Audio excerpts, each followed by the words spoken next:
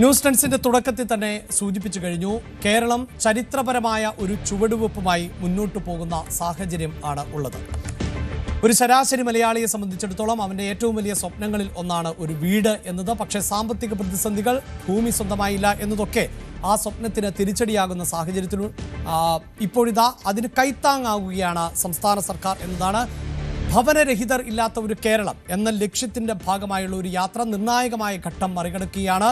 ഇതിനോടകം 5 ലക്ഷത്തിലധികം വീടുകൾ ആണ് ലൈഫ് ഭവന പദ്ധതിയിലൂടെ പൂർത്തീകരിച്ചിട്ടുള്ളത്. അതിൻ്റെ ഉദ്ഘാടനം ആണ് നടക്കുന്നത്. ഒപ്പം ഈ ലൈഫ് പദ്ധതി എന്ത് എന്നതാണ് നമ്മൾ വിശദമായി, അല്ലെങ്കിൽ ഇതുവരെ ലൈഫ് പദ്ധതിയിൽ പൂർത്തിയാക്കിയിട്ടുള്ള വീടുകളുടെ എണ്ണം എത്ര, അത്തരം കണക്കുകൾ ആണ് പരിശോധിക്കുന്നത്.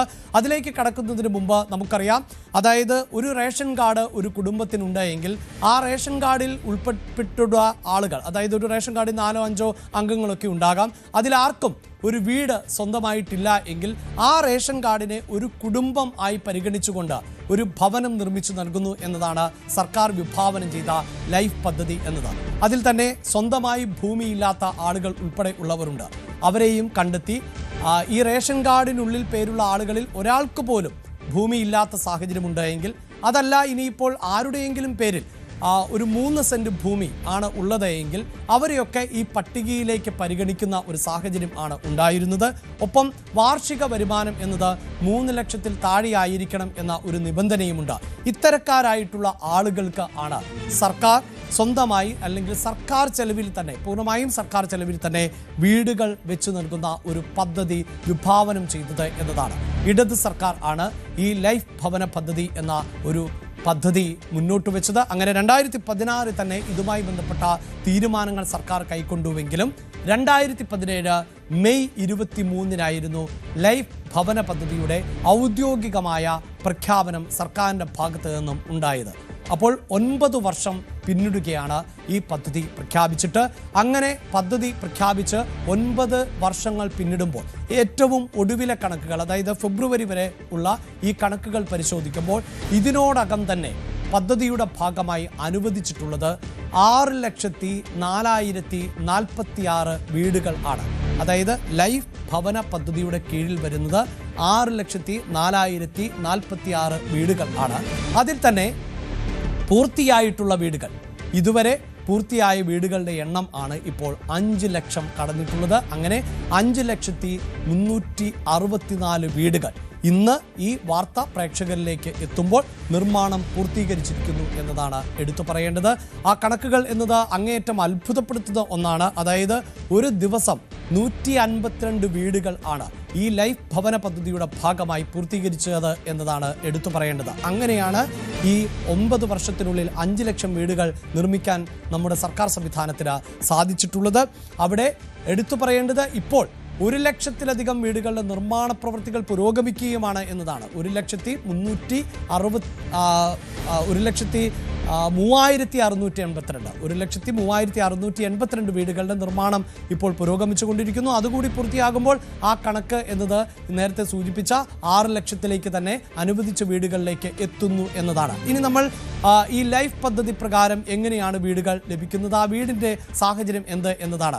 അതായത് 600 ചതുരശ്ര അടി ഉള്ള വീടുകൾ ആണ് ഈ ലൈഫ് പദ്ധതി പ്രകാരം നൽകുന്നത്. സ്വന്തമായി ഭൂമിയില്ലാത്തവർ, അതല്ല എങ്കിൽ 3 സെന്റിൽ അധികം ഇല്ലാത്തവർ, വാർഷിക വരുമാനം 3 ലക്ഷത്തിന് താഴെയുള്ള കുടുംബങ്ങൾക്ക് ആണ് ഈ ലൈഫ് പദ്ധതി പ്രകാരം വീടുകൾ അനുവദിക്കുന്നത് എന്നത് നമ്മൾ സൂചിപ്പിച്ചു കഴിഞ്ഞു. ഒപ്പം ഈ വീടുകളുടെ ഒരു പ്രത്യേകത എന്നത് വീടിൻ്റെ മേൽക്കൂര വാർപ്പ് ആയിരിക്കും, വാർക്ക എന്ന് നമ്മൾ പറയുന്ന മേൽക്കൂരയായിരിക്കും. ഒപ്പം ശുചിമുറി എന്നത് നിർബന്ധമാണ് എന്നതും ഈ പദ്ധതിയുടെ പ്രത്യേകതയാണ്. ഇനി എങ്ങനെയാണ് ഈ പദ്ധതി നടപ്പിലാക്കുന്നത്? ഇത് കേന്ദ്ര സർക്കാരിൻ്റെ സഹായത്തോടു കൂടി തന്നെയാണ് ഈ പദ്ധതി നടപ്പിലാക്കുന്നത് എന്ന് പറയുമ്പോഴും ഈ പദ്ധതിയുടെ സാമ്പത്തിക ബാധ്യതയിൽ ഭൂരിഭാഗവും സംസ്ഥാന സർക്കാരാണ് എടുക്കുന്നത്.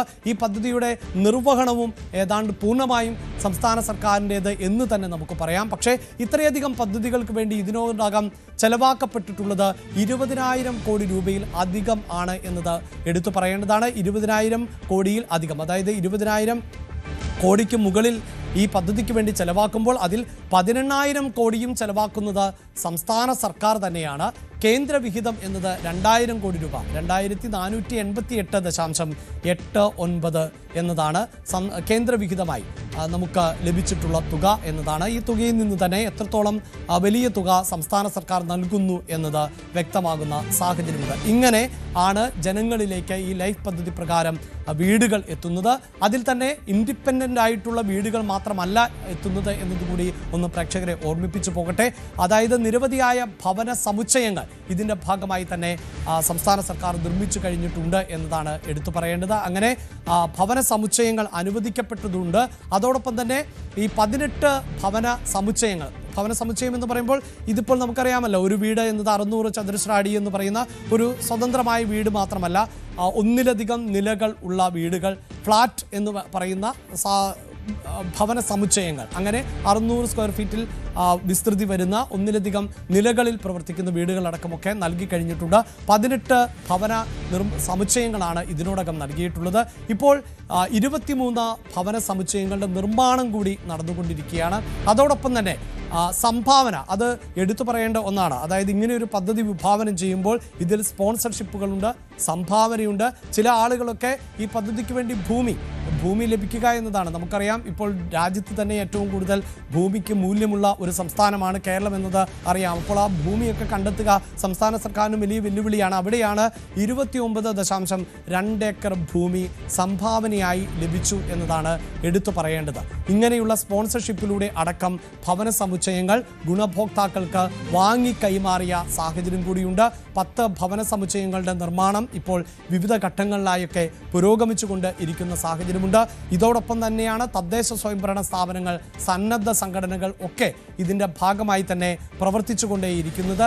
ഇങ്ങനെയാണ് വലിയൊരു ക്യാമ്പയിൻ്റെ കൂടി ഭാഗം. അതായത് മനസ്സോടെ ഇത്തിരി മണ്ണ് എന്ന ഒരു ക്യാമ്പയിൻ സംസ്ഥാന സർക്കാരിൻ്റെ ഭാഗത്ത് നിന്നുണ്ടാവുകയും ആ ക്യാമ്പയിനിൽ ആകൃഷ്ടരായിക്കൊണ്ട് ആളുകൾ 29.2 ഏക്കർ ഭൂമി കൈമാറുകയും ഒക്കെ ചെയ്ത സാഹചര്യമുണ്ട്.